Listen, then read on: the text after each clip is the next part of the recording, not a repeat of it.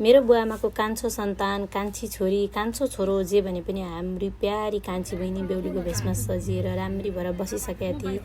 हामीले निमन्त्रणा गरेर बोलाउनु भएको मान्छेहरू कोही आइपुगिसक्नु भएको थियो भने कोही आउँदै हुनुहुन्थ्यो। यो चाहिँ उसको बिहे अघि जुन मगनी कार्यक्रम भएको थिएन, टिका टालो लाउने कार्यक्रमको लागि भनेर चाहिँ ज्वाइँ लगायत ज्वाइँका आफ्ना मान्छेहरू 2-4 जना अगाडि आएर यो कार्यक्रम गर्दै हुनुहुन्थ्यो, मालाहरू लाउँदै हुनुहुन्थ्यो। टिका टालो बुवाहरूबाट भइ नै सकेको थियो। अनि जे होस्, मेरो घरको मेरो बुवाआमाको 3 तारा 3 ठाउँमा छौँ आज। त्यही नै दुःख लाग्छ, त्यही नै नमजा लाग्छ। अर्को सबैभन्दा राम्रो पक्ष चाहिँ मेरा 2 बहिनीहरू नजिकै, जुन मेरो बुवाआमाको घरबाट नजिकै परेका छन्, गएका छन्, त्यही खुसी लागेको छ। त्यहाँबाट बेहुला फर्केर फेरि बेहुला बनेर जन्ती बनेर जन्तीहरू आउँदै हुनुहुन्थ्यो। जन्ती पर्सिने काम हुँदै थियो। त्यसपछि कान्छी बहिनीले जग्गामा चाहिँ करुवामा पानी लिएर जल लिएर चाहिँ घुम्दै थिए।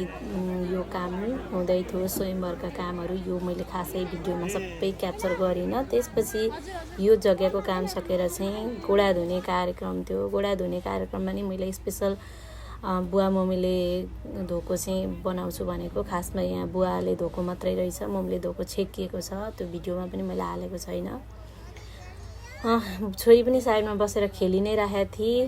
रमाइलो पनि लागिरहेको थियो, दुःख पनि लागिरहेको थियो। मेरी घरकी सानी लक्ष्मी, हामी खुसी पनि थियौँ। कान्छी बहिनी त जन्मेदेखिको माइली बहिनी चाहिँ जन्मेको ठिकै याद छ। कान्छी बहिनी चाहिँ प्रत्यक्ष याद नै छ, जम्मै थाहा थियो। एकदम धेरै दुःख लागिरहेको थियो। हुन त म जुन कामले गएको मैले त्यो काम सम्पन्न गरेर आएको छु। जुन सोचेर गएको थिएँ त्यो एकदम पुरा पनि भएको छ। साइडमा पन्चे बाजा बज्दै थियो। अनि छोरीलाई चाहिँ मैले नाच्नु पर्यो भनेर छोडिदिएको। उसले अलिअलि यसो जिउ हल्ला यस्तो गरी तल घरको अङ्कलले चाहिँ उसलाई सिकाइदिँदै हुनुहुन्थ्यो। उसले टेरिन। उसले सोच्दै थियो कि यत्रो धेरैजना, यत्रो मान्छे सबैजनाले आऊ बोक्छु भन्दै हुनुहुन्थ्यो। ऊ आफै दङ्ग परिरहेको थिए, सोचिरहेको थिए होइन। उसको सोचमा एकदम ऊ नतमस्त थिए। मैले चाहिँ जुन बिहेभन्दा बाहेक मैले केही अटेन्ड गर्न पाइनँ। नानी त्यति अप्ठ्यारो पनि थिएन, सजिलै थिए। उसलाई त्यस्तो बिराम पनि भएन, सन्चै नै थिए। र पनि म कहाँ जाउँला भनेर अलिकति योजना बनाएर हिँडेको थिएँ। र पनि मैले सकिनँ। भेट्नै पर्ने 1-2 जना मान्छेहरूलाई भेट्न जान पाइनँ। साथीभाइहरूलाई सम्झिरहेको छु, कहाँ आउन पाइनँ। सबैजनालाई मैले यहाँ आइसकेपछि क्षमा चाहन्छु। किनभने म 2टा बहिनीको बिहेको कार्यक्रममा गएको थिएँ। त्यहाँभन्दा बेसी म केही अटेन्ड गर्न पाइनँ। जान त मलाई भेट्न त सबैजनालाई घरमा ठाउँमा सबै ठाउँमा जान मन थियो, पाइनँ। अनि मैले चाहिँ जुन मेरो यो सानैदेखि रहर, यो पन्चे बाजामा नाच्ने यति धेरै रहर लागेको थियो। फाइनल्ली मैले कान्छी बहिनीको बिहेमा अलिकति भए पनि धोको पुर्याएँ। यति धेरै रमाइलो लाग्थ्यो बच्चैदेखि। म चाहिँ आमासँग जता बिहे भए पनि व्रतबन्ध भए पनि पुछार लागेर जान्थेँ होइन। अनि जो नाच्न एकदम रमाइलो लाग्थ्यो। आमा बा हुनु न एकदम धेरै मिक्स पनि भयो यति बेला। अनि हामी घर पक्ष र बेहुली पक्ष भनौँ न, बेहुली पक्ष र बेहुला पक्ष दुवैजना मिली नाच्दै थियौँ। मेरी माइली बहिनी पनि मसँग नाच्दै थिए। ऊ आफैमा राम्री छे, संस्कारी छे, सुबानी छे होइन, असल छे। मेरा 2टा बहिनीहरूको त अब म आफूले कति धेरै तारिफ गर्नु, सबैजनाले जान्नु भएको छ होइन।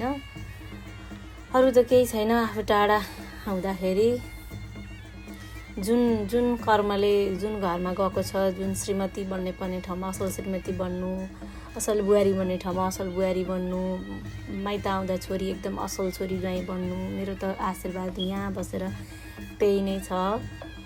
उता जग्गेमा बिहे हुँदै थियो। यता हामी दिदी बहिनी ठुलो मम्मीहरू सबैजना मिली नाच्दै थियौँ। रमाइलो हुँदै थियो। म सोच्दै थिएँ भरे बेलुका म कसरी बहिनीलाई पठाउँछु होला भनेर। तैपनि ठिकै छ, एकछिन त रमाइलो गर्नुपर्छ भनेर चाहिँ नाच्न थाल्यौँ। तल घरकी बहिनी भएर चाहिँ नाच्दै थियौँ। पन्चे बाजा पनि राम्रो थियो। कस्तो रमाइलो लाग्छ त्यो बज्दाखेरि, एकदम खुसी लाग्छ। नाचु लागिहाल्छ मलाई। मैले नाच्न पाएँ फाइनल्ली। 2-4वटा भिडियो पनि बनाएँ, पहिला पनि थियो। अब रह्यो कुरा जग्गेतिरको। जग्गेमा चाहिँ उनीहरूको त्यो त्रिपासा खेलाउने काम चाहिँ सुरु हुन आँटेको रहेछ। अनि बेहुला पक्ष र बेहुली पक्ष भएर चाहिँ त्यो हात्तीको चुनेरी चाहिँ तान्नको लागि रेडी भएर बस्नु भएको थियो। अनि गुरुजीले चाहिँ त्यो हातमा लिने होइन भुइँमा राखेर खेल्नुपर्छ भनेर उनीहरूलाई सिकाउँदै हुनुहुन्थ्यो। मैले चाहिँ त्यही यसो मौका छोपेर थोरै थोरै भए पनि क्लिप अलिअलि भिडियो बनाउनु पर्यो भनेर चाहिँ भिडियो बनाउँदै थिएँ। मेरो कान्छी बहिनी झनभन्दा झन राम्री एकदम धेरै खुलेको थियो उसलाई बेहुलीको त्यो भेषले अनि सबै गरगहनाले होइन। अनि चाहिँ राम्री भइसकेको थिएँ। उसको अरू के कार्यक्रमहरू मैले खिच्न पाइनँ। अनि त्यहाँ चाहिँ बेहुला पक्ष र बेहुली पक्ष तानातान सकिएछ र त्यसपछि यो हो लगनगाँठो खोल्ने काम। जहाँसम्म लाग्छ यो घरतिरै खोल्ने जस्तो लाग्थ्यो। जहाँ खोले पनि उहाँहरूकै हो, हुन त मैले नजानेको पनि हुनसक्छ। अनि ज्वाइँ चाहिँ एकदम खुसी भएर त्यो लगनगाँठो खोलेर त्यहाँको पैसा निकाल्दै हुनुहुन्थ्यो। त्यो चाहिँ बेहुलीकै हुने रहेछ अनि बेहुलीलाई दिनु पनि भयो। अब रह्यो एकदमै धेरै मिस हुने पल, एकदम बाबुको एकदम दुःख लाग्ने। अन्माउने बेला हुन आँटेको थियो। आरती गर्दै हुनुहुन्थ्यो मम्मीहरू सबैजनाले जग्गामा घुमेर। त्यही मौकामा एउटा भिडियो बनाउनु पर्यो भनेर मेरो कान्छी बहिनी ज्वाइँसँग बसेर चाहिँ मैले यो दुवैजना चाहिँ ज्वाइँलाई पाउने पनि बहिनी भाग्यमानी, बहिनीलाई पाउने पनि ज्वाइँ भाग्यमानी, हामी दुईजना परिवार जोडिन पाउने हामी सबैजना भाग्यमानी। यति दुःख लाग्छ यो पल सम्झेर, अझै पनि आँसुहरू आइरहन्छन्, मनहरू भकानिरहन्छ। मेरो कान्छी बहिनीलाई चाहिँ मेरो बुवा आमाको घरको उज्यालो सबैतिर छरेर चाहिँ उहाँहरू अन्धकारमा हुनुहुन्छ जस्तो फिल हुन्छ। घरिघरि दुःख लाग्छ किनभने सानी कान्छी बहिनीलाई, मेरो दुईवटा बहिनीहरूलाई मैले कहिल्यै पनि भेदभाव गरेन र पनि कान्छी बहिनी त्यो चाहिँ सानो भएर होला, आज पनि सानै लाग्छ। त्यो घाला सुमसुम्याउँदै हुर्काएको भएर होला अर्कै खालको लाग्छ, माया लाग्छ। ऊ पनि अन्मेर गई अब मेरो घरमा म आउँदाखेरि दिदी भनेर त्यो घरबाट पङ्गालो मार्दै आउने मान्छे हुँदैनन्। अब आफ्नो घरमा जान्छन्। ठिकै छ, जहाँ गए पनि खुसी रहनु, सुखी रहनु, आफ्नो कर्म निभाउनु, एकदम अनुशासित हुनु, बलियो हुनु, कहिले पनि कसैसँग नडक बाग्नु, आफ्नो जुन कर्मले त्यो घरमा भित्रेका छौ त्यो घरमा त्यो कर्म निभाउनु, हाँसिरहनु, खुसी रहनु। मेरो त आशीर्वाद यही नै छ। जे भए पनि मेरो बुवा आमाले मुटु गाँठो पारेर चाहिँ पठाउनु भइसक्यो बहिनीलाई। मलाई चाहिँ एकदम धेरै नमजा लाग्यो। माइली बहिनीको बेमा म त्यति साह्रो रोइनँ, मलाई कान्छी बहिनी एकदमै धेरै रुन आयो, रुन मन लाग्यो। हुन त यहाँ रोएर देखाएको छैन मैले, एउटा भए पनि भिडियोहरू क्याप्चर गरेर चाहिँ यो भिडियो मैले क्यामेराम्यानबाट भएको भिडियोलाई चाहिँ आफूले राखेको थिएँ। उहाँ चाहिँ मेरो साइलो अङ्कल अनि मेरो छोरी चाहिँ अङ्कलसँग रमाउँदै थिए। यो चाहिँ बिहेको भोलिपल्टको भिडियो हो। अङ्कलहरू जानुभएको थिएन, त्यहाँ इन्जोय गरिरहेको थिएँ। अनि फेरि यो दुईजना बहिनीहरू मेरो साइलो अङ्कलकी ठुली छोरी र कान्छी छोरी सानीमाहरूसँग फोटो खिच्दै थिएँ। अनि म चाहिँ घडी हेर्दै बसिरहेको थिएँ कति बेला बहिनीहरू आउँछन् भनेर। त्यो दिन उनीहरूको रिसेप्सनको दिन एकदम ठुलो पानी परेको थियो। कति बेला आइपुग्छन् भन्दै आइपुगे राम्रा जोडीहरू। अनि त्यसपछि बेलुका भयो, खानासाना खायौँ, धन्दा गऱ्यौँ र अनि हामी चाहिँ पैसा गर्नमा थाल्यौँ। कस्तो रमाइलो लागिरहेको थियो क्या, कति बेला त गर्नु भनेर अनि गन्यौँ। अनि फेरि अर्को दिन यो हो 25 गते, वैशाख 25 गतेको दिन चाहिँ मम्मी बाख्राकोटालो गएर फर्किनु भएको थियो। अनि नानी चाहिँ के भन्दै जिस्किँदै थिए। हामी चाहिँ त्यहाँ नजिकै आफ्नै जोस् हाम्रै हजुरआमाको, एकजना हजुरआमाको चाहिँ वर्ष दिनको श्राद्ध थियो। अनि हामी श्राद्ध खान भनेर चाहिँ गयौँ मम्मी र म। ऊ चाहिँ आफै हिँड्ने, म बोक्नै दिनँ अनि हिँड्ने भनेर ऊ एकदम ह्याप्पी हुँदै गई।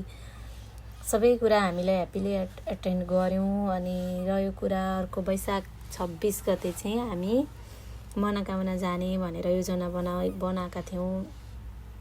अनि भोलिपल्ट भयो, हामी गयौँ पनि। एउटा गाडी रिजर्भ गरेर दुईवटा ज्वाइँ, दुईवटा बहिनी, बुवा मम्मी, म छोरी भएर चाहिँ गयौँ। हामी आमा छोरीले चाहिँ गाडीमा भोमिट पनि गऱ्यौँ। धेरै समय भएको थियो यसरी गाडीमा नहिँडेको, बिहान खाली पेटमै गएको भएर होला।